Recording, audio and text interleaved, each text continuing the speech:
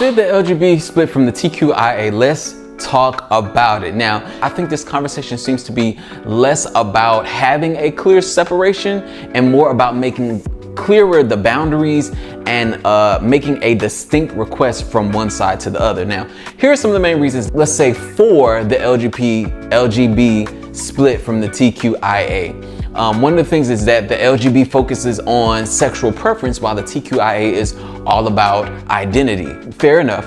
Another reason is the inclusion of all the letters made sense in the past, especially considering that trans people were on the front lines of both civil rights and gay civil rights specifically, but it doesn't make so much sense now with the objectives being so different. One of the examples of that would be the LGB mainly sought marriage rights, general rights, and freedom to exist in everyday life, while the TQIA advocates or pushes into things like pronouns, bathroom choices, public performances, and more broader social changes.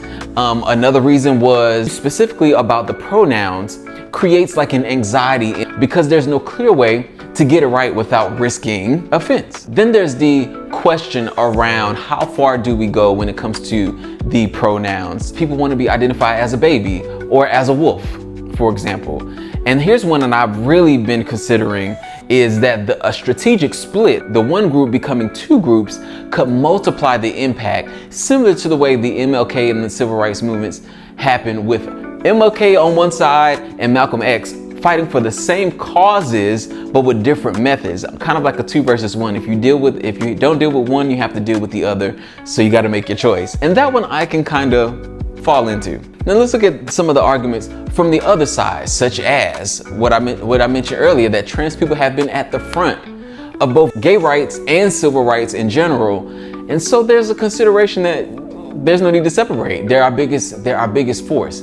The LGB and TQI share many of the same struggles, again, leading to the idea that we are stronger together. Rights for the LGBTQIA+ is not settled, especially when we look at that even same-sex marriage is now back up under legal threat. And I think that at the center of all the angst and concern is really the QIA+. This is what I'm overthinking out loud about today. What points in this argument have I missed for or against the split?